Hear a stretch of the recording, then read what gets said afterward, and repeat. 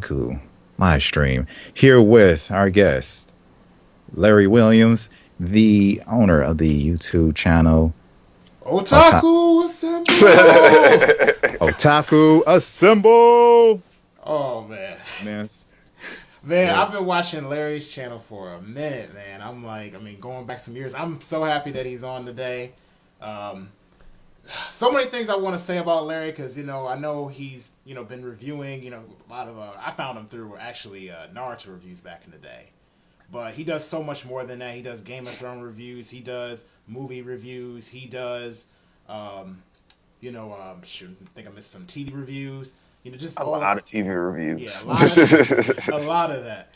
So I just want to say right now, dang, did I forget the audio track? Oh well, we're gonna give it up for Larry Williams for being on the show today.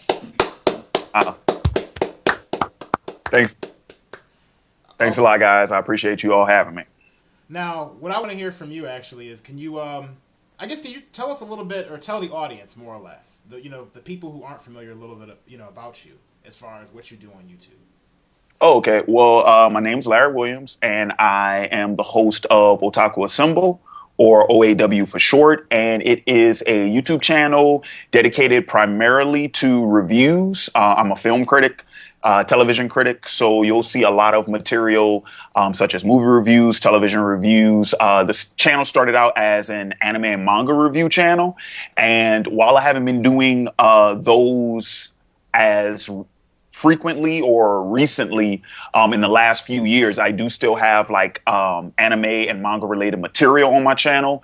Things like my anime favorite segment, where I'll go back and talk about some of my favorite anime series, favorite hero, favorite villains, where I'll talk about some of my characters from these series, and things of that nature. So yeah, that's pretty Okay. much. Okay. Yeah. I correct. mean, What one is thing I have. the Oh, go ahead. yeah? I was wondering, what does this W stand for in OAW? Weekly. Weekly. I knew it because I remember saying it was like he always says Otaku Assemble and then he says weekly. So I'm like, Okay. I told you I was like I'm pretty sure that's what it is because I always hear it in there. You know. Yeah, Yeah, I was yeah. just curious. When I first started my channel back in 2000, man, what was it? 2010? Yeah, back in 2010. So what happened was the way I used to do my channel was I would do like three segments, right? And so me back then I was doing it with a crew. It was me, a couple of friends of mine, and what we would do is we would record all of our segments on the same day, right? So at the same time, we do one segment, two segment, three segments, and it was always the manga reviews of the series we were doing, the anime reviews for the series we were doing, and then we would do a rant segment. But the videos would only be on a weekly basis, so we were only doing like three videos. And so you would only get three videos a week. So the name of the show, while the channel was called Otaku Assemble, the name of the show would be called Otaku Assemble Weekly. And Okay. it just stuck. I don't. You know what? I mean, this must have been super early in the channel, like super early, because I don't remember there ever being anybody else like from when I was looking, on the channel or when I used to watch your videos, like back in the day. Oh, just me? Yeah, I just remember watching you. I don't remember like anybody in particular. So yeah, so then you would have like discovered the channel like in 2011, because by then, like I think it was March of 2011 was when I started doing the channel solo. Okay, yeah. I'm like I had to because I'm like, wait, who else? Only But for like the first 8 months of the channel, it was me and a few other guys. so. What would you say is probably one of your proudest accomplishments when it comes to your channel? Um, Proudest accomplishment. I'll be honest. I think my proudest accomplishment might just be my fan base. The community that my channel has. I call them the Otaku Faithful. I think I've had thousands of subscribers. The channel has over, I think, like 7.5 million views by now, and I do appreciate all the views I get, for my videos and comments and stuff like that. But like the community that's developed around my channel in the since I started it, like I got some really some really good followers, some really good people. Some of them I've developed friendships with and whatnot that I met online. A few of them I've actually met in person. Uh, I got a good group of followers, and I really appreciate that. I'm really proud of that. Yeah, I definitely think that is something to be proud of. Well, not even think, I know it's something to be proud of. I'm like Oh guessing yes. when you probably gone to conventions, that's probably when you have encountered some people.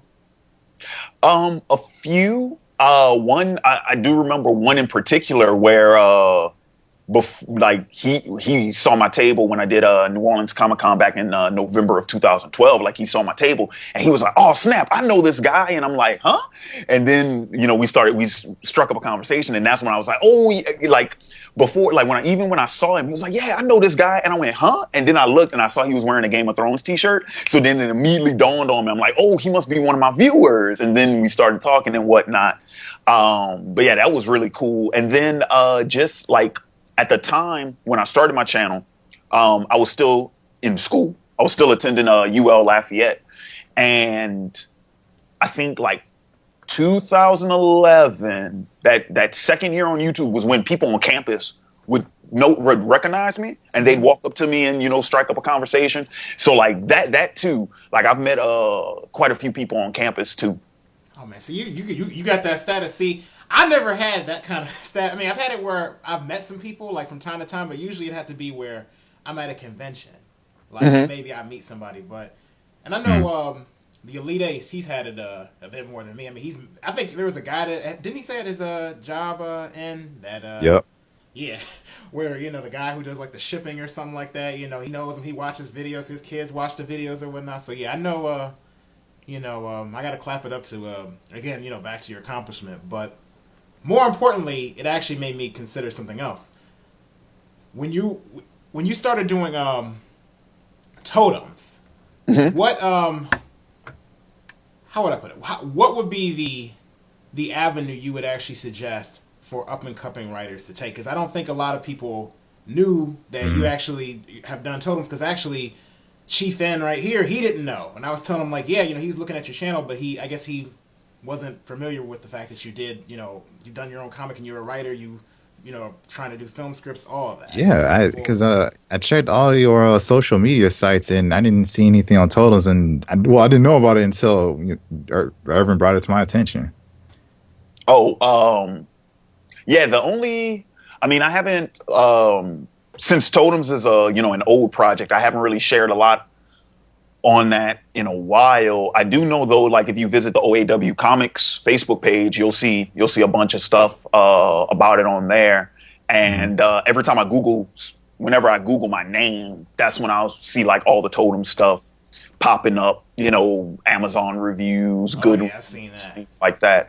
Um, Now to answer your question, Irvin, you mean in terms of like what's What a do you good? believe is the first steps? Like, how would you say that somebody who's trying to, for example, learn, by somebody, like you, who's, got out there, they printed their stuff, they've, written a work, people have reviewed it. What do you think they should do to start, like Um, writing, if they're looking to write something?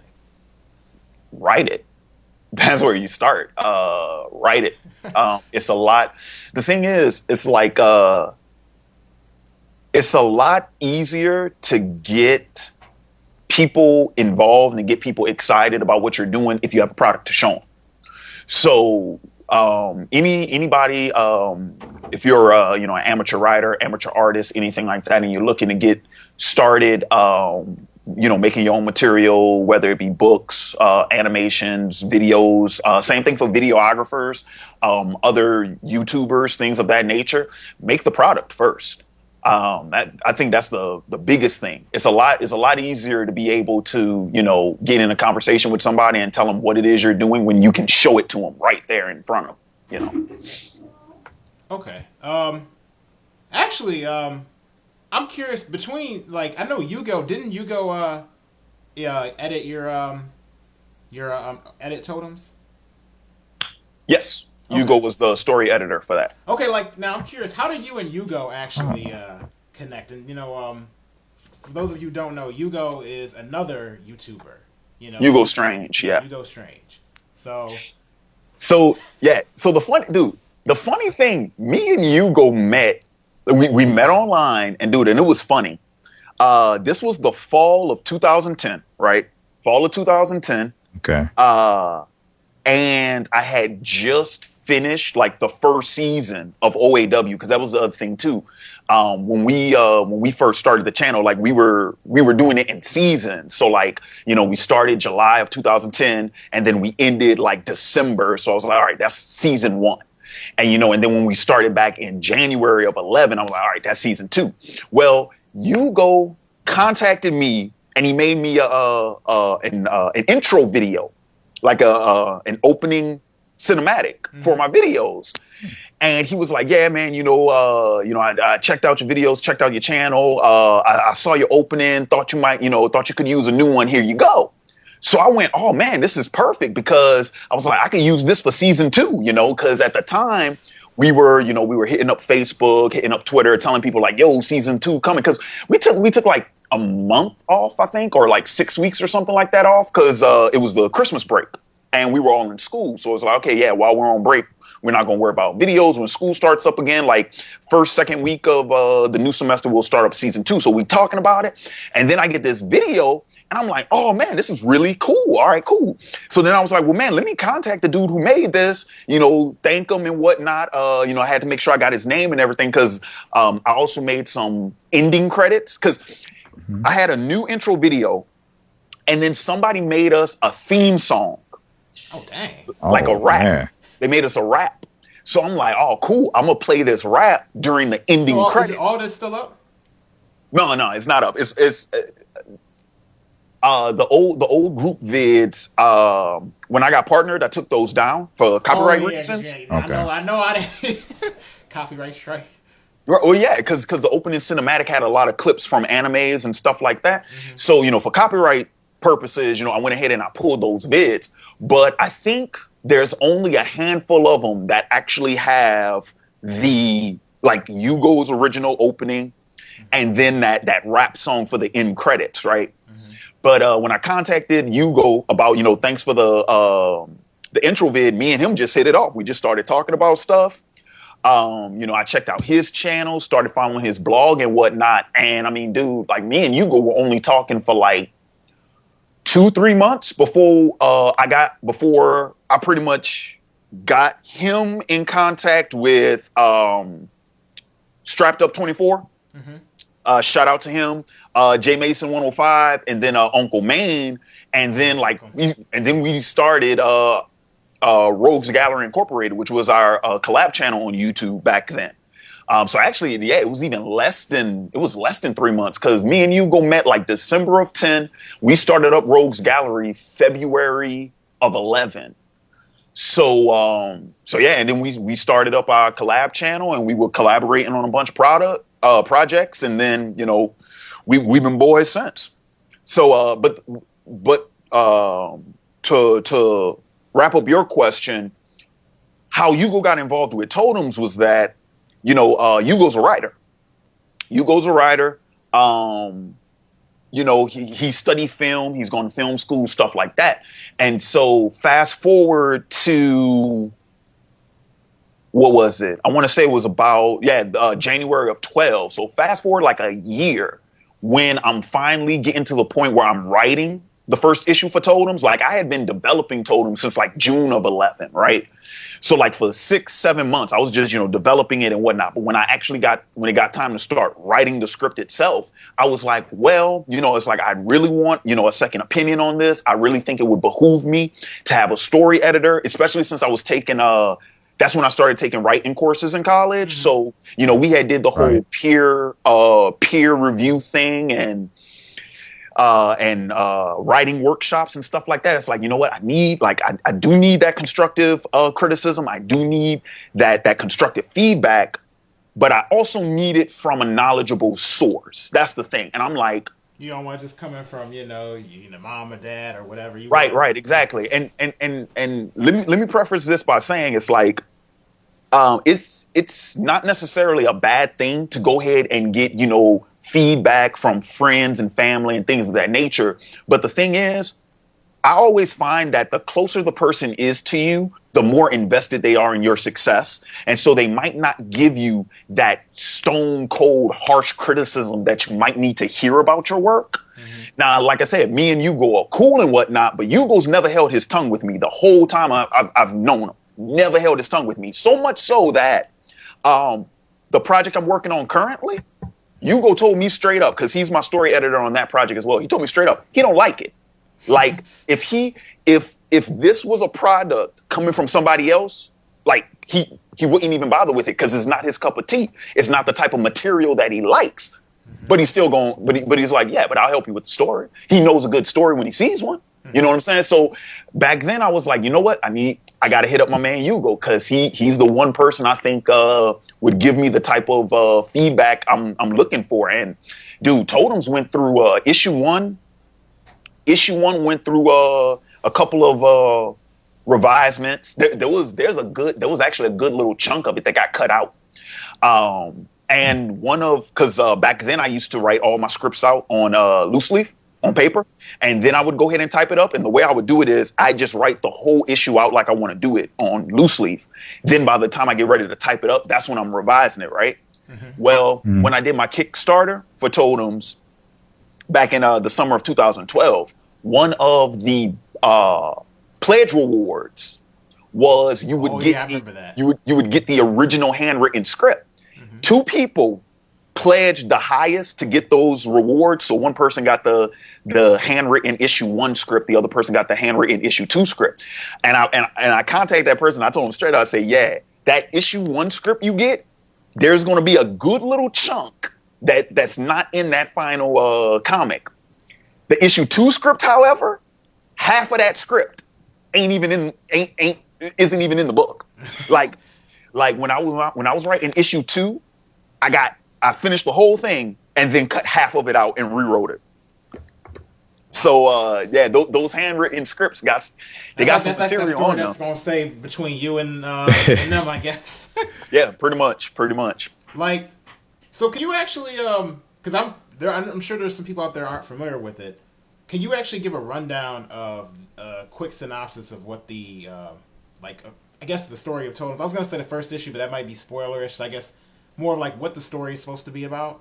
Okay, so Totems was a planned 12-issue miniseries that was supposed to tell the story of a group of kids that received supernatural powers from these guardian animal spirits. So the type of material that inspired the story, we're talking Native American mythology, animalism, shamanism, all those sort of things. And so the story was supposed to follow this group of teens as they discover their powers, as they discover these spirits, as they form bonds and relationships with those spirits. And in the process, they do run into some conflict because there is a group of individuals like them who are opposing them for their own various reasons. And the whole story is supposed to be a coming of age story.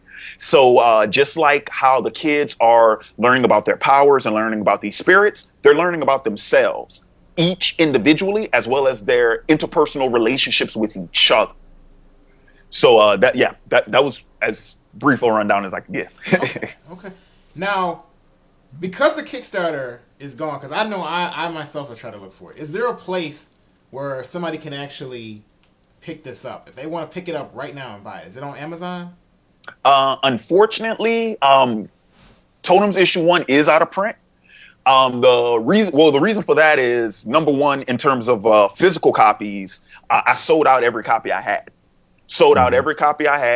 And I never reordered. The second reason, in terms for the digital sales, was that the company that I did my digital distribution with, they folded. So the book was available. It was available on Amazon. It was available. Like when you bring it back. Oh well, yeah. Like because currently my plan is I'm going to go ahead and sort of revamp Totems.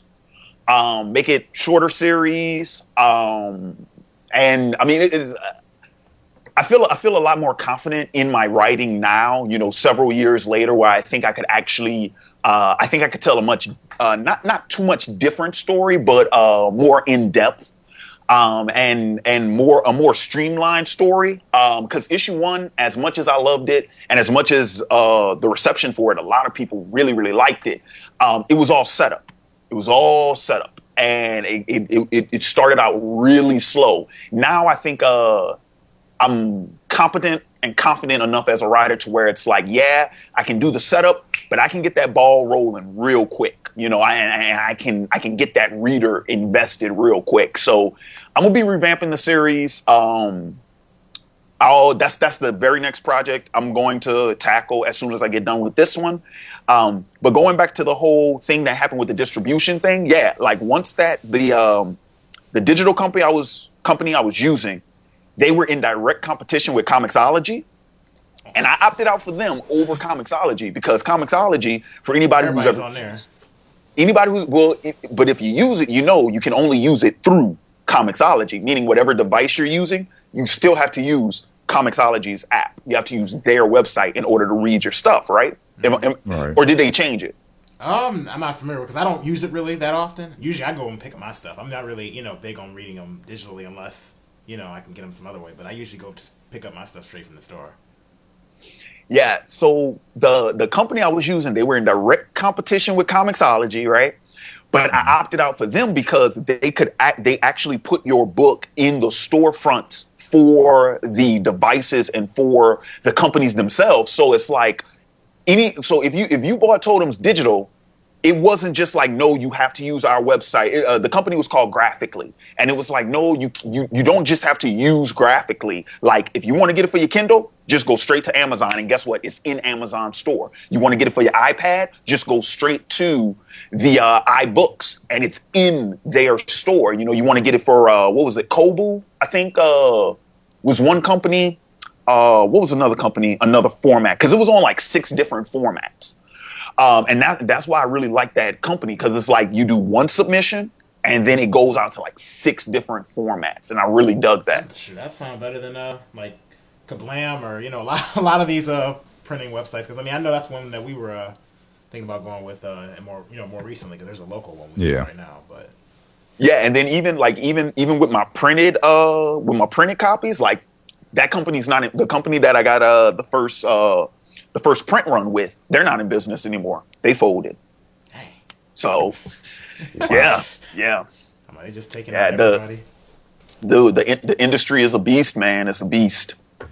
Yes, it is. And I know, one of our mentor actually be talking about that all the time. He be talking about people getting done in, talking about these stores going way back, talking about that back in the day. Diamond wasn't the main distribution network. Yeah, they weren't. Dude, I have a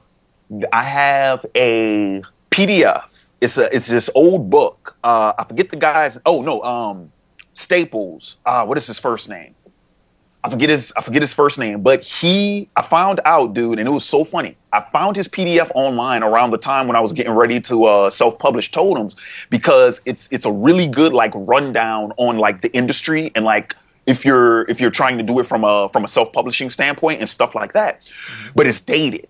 Like this PDF is like from 2005, I think. Mm-hmm. Yeah, because at the time it was like 2012, so it was like 7 years old, right? Mm-hmm.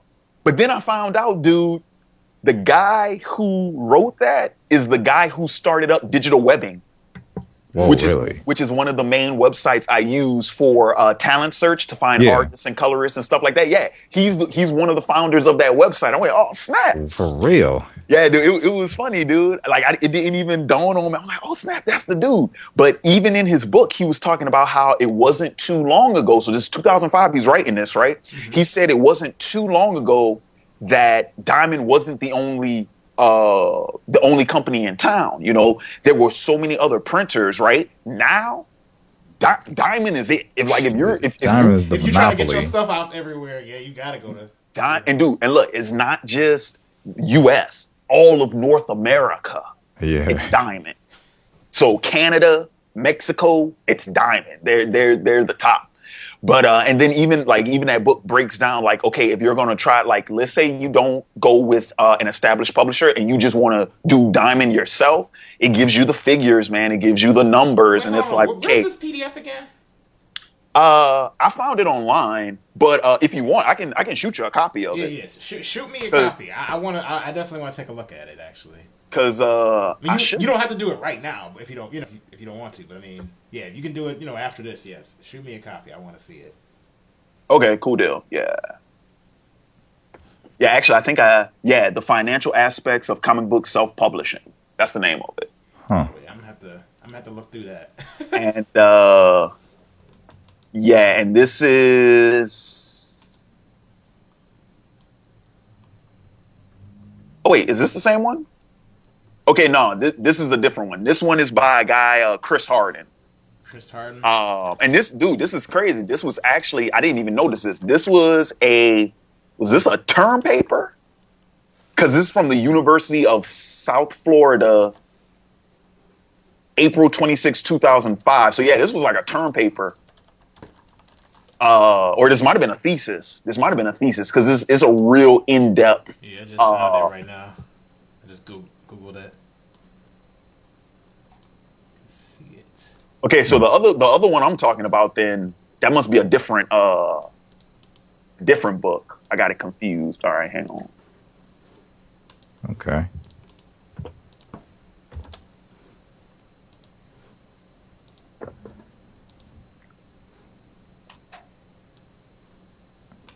Okay, I'm pulling up the link now.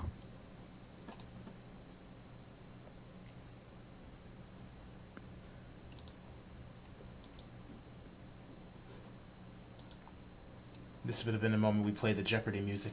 Do do do do. Say no. It's funny because sometimes we actually have done that on here, Larry. Oh yeah. Yeah, that's why I was saying it. Not just be saying it, but like, yeah, we've actually just. Yeah, I gotta find. Hang on, it might be in my books because I know I got a book on self-publishing. Another one. I gotta go through my files and find it. But yeah, but that one, the one that Chris Hardin did, dude. Like oh man, There's a lot of good information in there. I can tell. Already. Dude, I remember the afternoon, like the days, like spending all day just like studying that shit, dude. It was intense, man. How did you even come across this? Well, you just Googled it, or like? Yeah, I just researched it. Oh, okay. Yeah. Matter of fact, dude, now that I bring that up, there's another book that I'm in the process of getting right now. It's what was the name of it? It's it's like the comic book law book. It's pretty much a book on like comic book law, meaning the rules you shouldn't break when writing comics. Well, no, it's a business book. Oh, so it's talking about like the publishing aspect, contracts, copyright, all that, like all the legality, and all the legal roadblocks you can run into when you're self-publishing. That's what it talks about. So I'm in the process of getting that book right now, but I'm getting a hard copy of that. What's the name of that one again? I forget the name of it. I got it. I don't have my reading list on me, but I put it on my reading list because I got a bunch of books I'm getting ready to buy, and it's one of the books on that list. Okay, yeah. As soon as you can, send me the. Yeah, I'm gonna shoot you that on Facebook. Yeah, because I'm like that one definitely. I think anybody could use that one. If you're in the industry, especially unless you're already like working for like a major person. Offhand, do you I'm trying to think of like you ever heard of Anthony Piper? That name sounds familiar. Like the Trill League. You know what Trill League? True League? Trill League. Trill. Mm-mm. Okay, never mind then. I'm like, because I mean, the only reason why I mentioned this because I know people were talking about how, or actually he put up on Facebook about how he actually just had a meeting like series, like animation on Adult Swim. I thought that was pretty interesting, especially considering the fact that he's started off independent, and he was also a comic book creator of color. So I don't know. I thought it would have been something interesting to talk about. But what else was I gonna say to you? Just for everybody in the audience possibly watching right now, I'm about to go ahead and paste that link that we were just discussing in the chat area. Oh, okay. Where is it? Yeah, like that. I mean the PDF. I mean, it has a lot of good information. Granted, it is dated because the one thing about the PDF that I was like, man, I really wish it had more information on this, because I think it's mentioned in the PDF, but they don't really talk about it in detail because this is 2005. This was before it happened. Digital comics, digital publishing. Oh yeah, that. It's I think it's briefly mentioned towards the end of that PDF, but there's no sign, practically no information on it, and that's because this was right before digital publishing became a thing. Because if you go back to that PDF, coming up around like 09, I think. 08, 09. Yeah, because I remember I did a whole study on that. If you look through that PDF and you look at like when it starts crunching the numbers and it's talking about the figures for print runs and things of that nature, I really wish there was something on digital publishing, because digital publishing, dude, that's a whole. It's still to this day, I think, still such a new phenomenon, and it's such a useful tool, because it's like digital publishing, dude, is so cheap. Yeah, you can put your stuff up literally, in a sense, for free, at least if you want to, and if you want to sell it, you can. You don't have to. Yeah, but like, dude, like, here's the thing. Like, I mean, even in terms of even if you're paying for digital publishing, like what I did with Totems, my first check that I got for the digital sales for Totems already knocked out what it cost for me to do it in the first place. So, that first check, I saw instant profit, and that's because it didn't really cost me an arm and a leg in order to put it up onto those digital formats in the first place. So that's what I'm saying. Like, even if you pay for it, it's still for what you would sell your product for. Like, the numbers are still working in your favor. And yeah, there are a lot of creators. They'll either do the free thing where they'll offer it as a web comic, or they'll offer it on their website or on their Facebook page or something like that. And then you got the ones who they'll go ahead and they'll hit up Comixology and this, that, and the other. Now I will say this, Comixology, the last time I heard about like digital publishing through Comixology, because I remember after I had did Totems was when Comixology changed their publishing platform to reflect more of what I had hoped they would do back then. Because when I was looking at Comixology, like, you had to pay them up front, and then of course, you pay them up front, they go ahead, they put your book out, and then of course you just gotta, hopefully you sell enough to where you can recoup what you paid them up front, right? And like I said, that was the same sort of model I had with Graphically. It's just that graphically the cost was better, and it did pay off for me, which was really cool. But now, like, I think it was, dude, this was like a year after, right? This was like 2013, I think, was when Comixology put this into play. They started doing it where it's like it costs you nothing to submit, and they just take a percentage of each sale until you reach a certain amount. I'm like, man, I wish they were doing that from the get-go. But then again, by this time, they were the only game in town. Yes, they could change the game how they want it to be played and everything. Right. Yep. They were the only game in town by then. So I mean, it worked out to their benefit. But even if the information is a little bit dated, that PDF is still a really good resource, if nothing else. The way in which it breaks down those figures for you, in terms of like publishing, marketing, distribution, stuff like that, to use as a model, I think it is still very relevant. Okay. I like I said, I'm gonna have to really. I'm glad you even mentioned this, because like I didn't know about it. I mean, it's probably something I should have been really, really looking for. But yeah, like I'm gonna have to thank you, and I'm pretty sure everybody else in the comment section, if there's anybody in the comment section right now, thanks you too for that. Not a problem. But I have a couple more questions I wanted to ask you. All right, cool deal. or at least on my end. I wanted to know, for one, what, or if you had to pick a few story writers, who would actually be the ones that influenced you the most currently in current day? Like, who influences the Larry Williams that exists right now as a writer the most? If you had to pick a few. Oof, I have a bunch. Wait, are we talking comic book writers or just writers in general? It can be all across the board. Okay. You can get specific about either one too. It doesn't matter. Okay, off top, Akira Toriyama, because I wouldn't even be in this profession if it wasn't for Dragon Ball.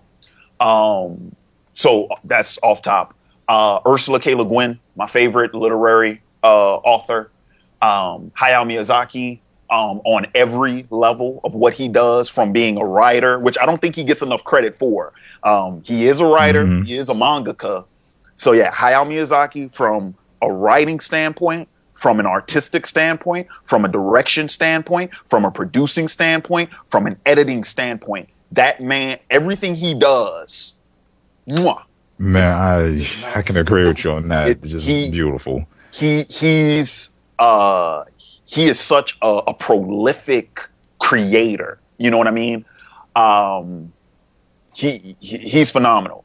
Now, in terms of more, if I had to say more American creators or American comic book creators, of course, there's the old school cats, Stan Lee, Jack Kirby, Kane, Siegel, Schuster, all them cats.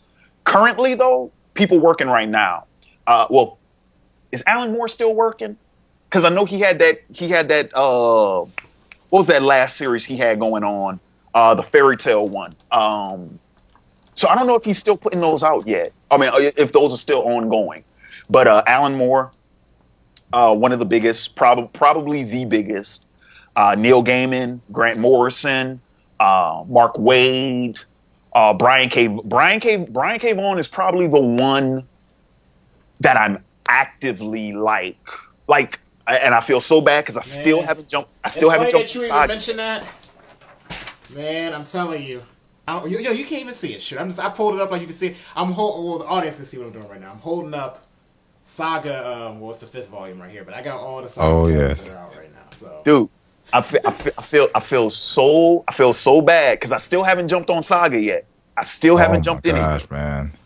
But here's the thing. Like, I was a fan of Vaughn since The Runaways, and then last year for Free Comic Book Day, I go into the comic shop, check out some comics, and dude, and it was real funny because I didn't know that I do this, but that was the day I found out. When I buy comics, I look at I buy from the creators. Mm-hmm. I don't buy from the titles.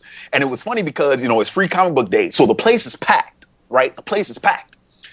But I noticed the group of people who go for the titles, and then I noticed the group of people who go for the creators.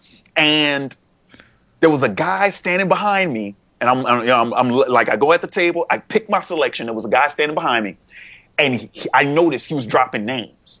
And that's when I was like, oh shit. And that's when I started looking around, paying attention to, wait a minute. Because he was dropping Millar.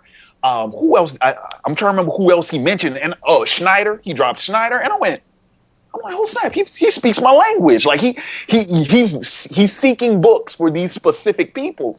And then I went back into the ones I had in my hand, and I'm like, Vaughn, Morrison. I'm like, shit, I did the same thing. So, but anyway, one of the books I picked up was Doctor Strange, The Oath, #1. Mm-hmm. And when I was on my way to work, I'm on the bus or whatever, and I'm just reading through it. Like, dude, I had these books sitting on my shelf for about 2 months. For about 2 months before I cracked them open and started reading through them.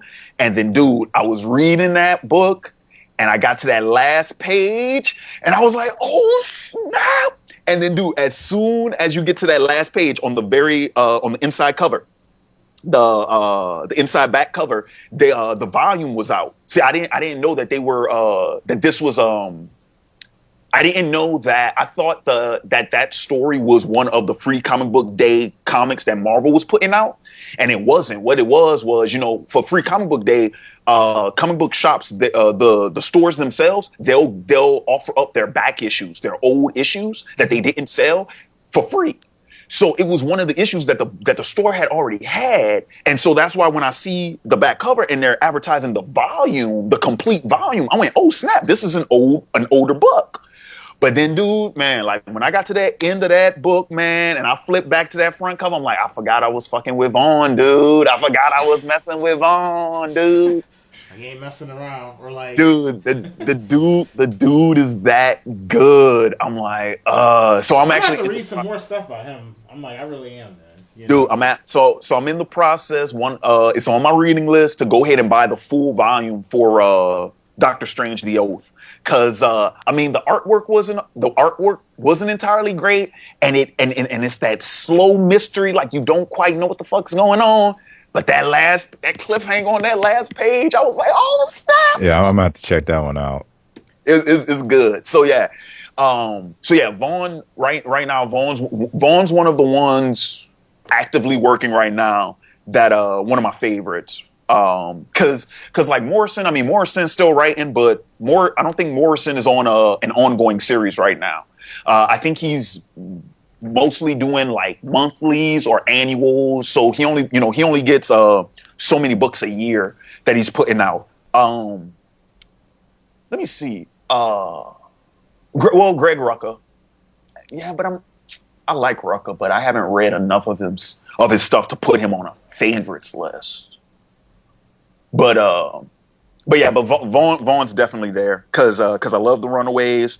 Runaways was actually one of the major influences behind Totems when I wrote it. So yeah, Vaughn's the truth. That's gonna be the next one that I put on my list then. Because I'm like I'm all caught up. Well, I'm not caught up with the because I'm like I guess you could say what's his name Saga is the only thing I've read from Vaughn before. So I'm definitely going to have to hop on the train if you're saying all that, because I mean I just read through all of them. I remember I was just getting each volume of Saga as they came. You know what I mean? The next one getting ready to come out real soon, so yeah, I might as well get on Runaways.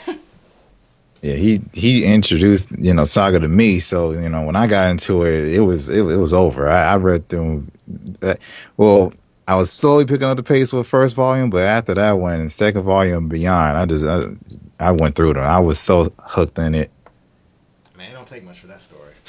That story is beautiful. It's the way he did it. Like I just like the way that the dynamic with all the characters. I like the whole thing. Them trying to paint the story about like an interracial relationship kind of thing going on. Mm-hmm. It's just, and I mean some people kind of compare it to like a Star Wars type of feel. It doesn't really feel like that to me. It just really feels like its own thing. I don't really know where I could link it with. But yeah. But I don't know. Nico, do you have any questions? I mean, I had just a few questions going on here. I mean, I was gonna ask about some of your inspirations with even setting up OAW, but I mean, you didn't touched on pretty much all of that by now. And I guess I'm wondering, what's your overall goal with Otaku Assembly? Or Otaku Assemble? Sorry. With a YouTube channel? Yes, with just with the YouTube channel all around. Like, or do you have a goal with it? I would say, I mean, my all-time, I ain't gonna lie, it's more of a wish and less of a goal, because I actually haven't been able to implement this the way I want to. But ideally, my all-time goal for that channel would to be have that sucker running every day with new content. I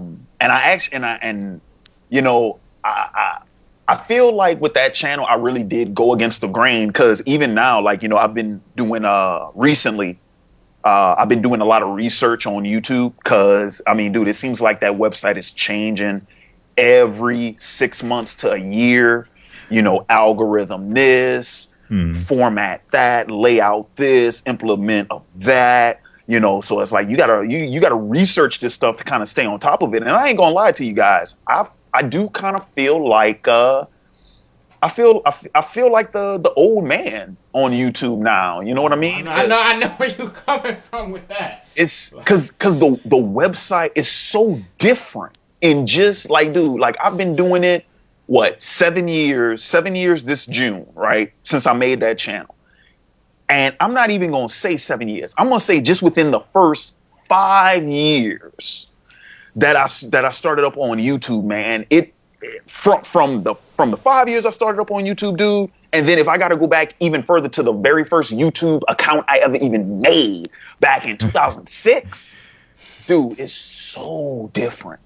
It's like a completely different thing, dude. So, I'm constantly trying to stay up to, I mean, dude, like they done gone ahead and stole a page from Twitch's book with Super Chat that they just implemented a few months ago. Yeah. And, I'm constantly trying to, keep up with, all the new stuff, right? All the new toys, right? Mm-hmm. But the thing is, dude, it's like, I always wanted OAW to be like, I wanted it to be like an actual channel, right? Because that's what we call the profiles. That's what we call the pages. We call them channels. So I always wanted it to be like a TV channel, like a television channel. With that being said, though, I've gone against the grain with conventional YouTube wisdom because, like I said, with the research I'm doing nowadays, even still, people are still preaching the same tenets of YouTube, like, oh, if you make a channel, stick to one thing. Don't branch out. And that was the one thing that always got me. Like early days, OAW, all we did was anime and manga. And then even within the anime and manga, all we did was big three: One Piece, Naruto, Bleach. And I'm like, man, this material, I'm like, we doing this on a weekly basis. It's like, we really got to stretch our legs. There's so much stuff, especially with me and the friends, like, dude, the friends that I had that I was doing OAW with, dude, we are fans of anime in general, not just those three titles. I'm like, dude, there's so much stuff we could be talking about, but we restricted ourselves to just that. Yeah, dude, I'm like, man, we could be talking about the classics. We could be talking about this, that, and the other. Like I remember at the time, like my homeboy he was watching Full Metal Alchemist Brotherhood, because that's when that was running. Mm-hmm. He was doing what's that other one? Soul Eater. He was like big on Soul Eater. And I'm like, man, let's branch out and do some of these other titles. And we did. Like we started up new segments where, anime of the month, manga of the month, that's where that came from, where it gave us a chance to break away from the weekly show. But even still, dude, at the end of the day, it was still anime and manga, and that was it. And it wasn't until when I started doing the channel solo that I'm like, you know what? I want to start talking about movies. You know what? I want to start talking about TV shows. I want to start talking about music. And then once I branched out, that's when the channel took off. So, but even now today, they still talk about like, no, because you should be very, you should have the blinders on, and you should be very specific about what it is you upload and who your audience is. And it's like the whole wide net, try to appeal to everybody thing. Like, nah, they discourage that. Well, here's the thing. No television channel does that. If you watch TNT's, we know drama. So their whole thing is, yeah, they're a drama-oriented channel. But Supernatural, you're going to see Arrow, you're going to see Charmed, you're going to see Smallville, you're going to see Cold Case, you're going to see, what's that alien show? Fallen Skies, you're gonna see Law and Order. So it's like, yeah, they still do drama shows, but you got so many different shows: superhero stuff, supernatural stuff, sci-fi, court procedural. You got so many different stuff that you can do on that channel. So that's why it's like, yeah, I try to keep OAW geek oriented, catering to fans of geek culture, things of that. But it's like, if I could get that channel running 24/7, bro, where we just, I'm talking like, I don't know why you're saying if I can. I mean, do it. I know it ain't just like do it overnight, but I'm like, you can do that if well, the way I'm talking about doing it, where I'm putting out 2-3 videos a day. That's a little bit tough to do when it's a one-man operation. Well, no, I know where you're coming from. I'm saying, are you actually like trying to blueprint this exactly how you want to do it, like in the future? Like, if you really want that to be the way it is, then I mean, you got to make progressive goals towards that. And that's what I'm still trying. That's what I'm still trying to figure out if that's where I want to take the channel next. You know what I mean? Because the way the way I've always done the channel traditionally, where it's just me and putting out 3, 4, 5 videos a week, that's manageable right now. And so I'm trying to decide exactly, all right, if I decide and I want to go ahead and amp this up to the next level, when to do it and exactly how I'm going to do it. Because it's one thing to go ahead and jumpstart it, right? It's easy to jump. Let me rephrase that. I'm going to switch that around. It's easy to jumpstart it. I want to maintain it. I want to keep it running. You know what I mean? No, I want that's a whole nother beast, and you gotta keep. I want to keep the machine going, and that's the nuts and bolts I'm trying to figure out right now is how to keep it sustaining. Mm-hmm. I mean, you wouldn't get some of your old crew back on board with you to try to do it. There's been discussions. Oh, okay. There's been discussions. There's also been, I've had a few discussions, like what is this, March of 17. So pretty much within the last year, right? Since last March, because last spring was when that was when I started doing the channel regularly again. And then, I went ahead and I took a break when the summer hit. So within the last year, there's been discussions of potentially having multiple people on the channel. There's been discussions of starting up a Twitch. There's been discussions of starting up a Patreon. There's been discussions of starting up an app. There's been discussions, but I'm still seeing what's all going to happen. I will say there is some window for opportunity. Recently, actually, this just happened a few days ago. I got dropped by Maker because as part of Maker Studios' big downsizing that they did, which I'm not one of the ones that's like, oh my gosh, I lost my my third party network. Like, I'm actually kind of happy because I was planning on what, Maker, been fun, but I think I'm gonna go back and just kind of manage my partnership myself again. I was anticipating that, and then they just pulled the rug. So I'm like, okay, well, now that kind of frees me up to start making some moves like I used to do before I went ahead and I signed on with them. So yeah, it's a real unique time for the channel. There's some setting up for a comeback coming up, and I'm just looking forward to see how everything pans out. Well, alrighty then. Man, you seem to be a man of a lot of passion, I'm gonna say. And, you have it thought out basically what you want to do. I'm actually curious because I wasn't for sure if your goal for Otaku Assembly was your life goal, man, or screwing up it's Otaku Assemble. I thought I just said Assemble. You said Assembly. Man, that seems like a second nature thing. Then I gotta work on that. See, that's why I just started. That's why I just started using the acronym like OAW, short, sweet, to the point. Otaku Assemble. Yeah. So it seemed like you gotta do the Assemble. Yeah. No, yeah. I was curious whether or not your life goal was in sync with Otaku Assemble. So. I guess on a little more of a personal note, if you don't mind, what is your life goal, and how does OAW fall in sync with that goal? Well, or ultimatum. My main goal, in terms of career and stuff like that, is I want to be a writer, specifically a comic book writer. But I'm also interested in film, television, things of that nature. So I am looking to pursue that professionally. Where OAW, where the channel comes in many aspects, it was kind of my start, before I was studying film, I was reviewing it. Before I started studying television, I was reviewing it.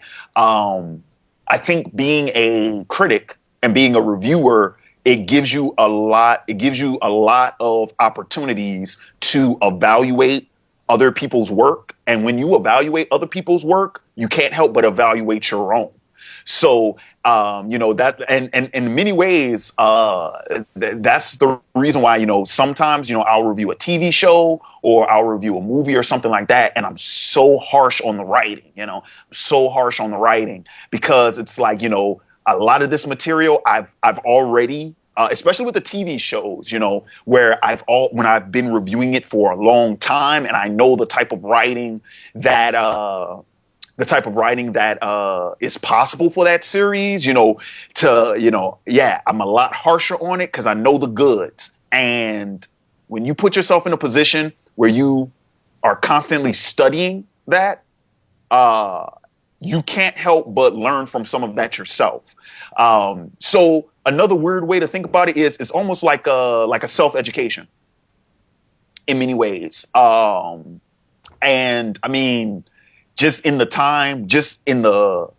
everything I've done on YouTube and everything I've done writing wise since I've had the channel, I've learned a lot.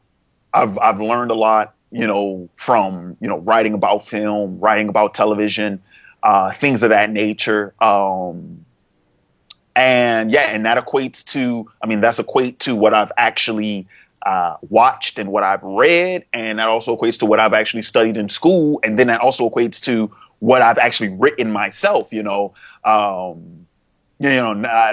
many times where it's like, I'll be sitting up here working on the script, and I'm like, no, don't do that, because that sounds like this that you saw last week, and you didn't like it in that, and you don't want to go ahead and contradict yourself. It's like, no, we're gonna change that. All right, cool, all right, and then we keep it moving. So, yeah.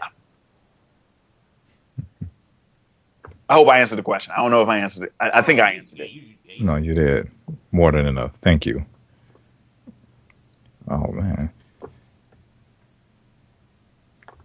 So, I'm sorry. Did you have one last question that you mainly wanted to cover over? No, I think I've gotten everything that I needed to get today, unless Larry, you have anything else to add? Well, I mean, other than a shameful plug. Oh no, go ahead. I mean, I was actually going to give you that chance. I mean, go ahead, man. Do what you got to do. Oh yeah. So to anybody watching, anyone listening, if you're a fan of geek culture, if you're a fan of anime, manga, cartoon, comic books, film, television, things of that nature, please, by all means, check out my channel. It's Otaku Assemble at youtube.com/Otaku Assemble. OTAKUASSEMBLE. Or OAW for short. You can just go ahead and YouTube or Google OAW. But by all means, check out my channel. Check out the Facebook, the Twitter, things of that nature. Also, I have another page, another Facebook page, OAW Comics, which that's the Facebook page for my comic book company. I'll haven't updated that one in a while. But I do, from time to time, I'll update it on just letting people know, some of the projects I'm working on, things of that nature. I'm definitely going to get into the habit of updating that one more. If nothing else, sort of like, some of the things, ideas and thoughts and whatnot, and material I've shared in this live stream, I'll probably get into the habit of sharing that on the OAW Comics page more, like articles, tips and tricks, anything like that. I'll start posting on there as well.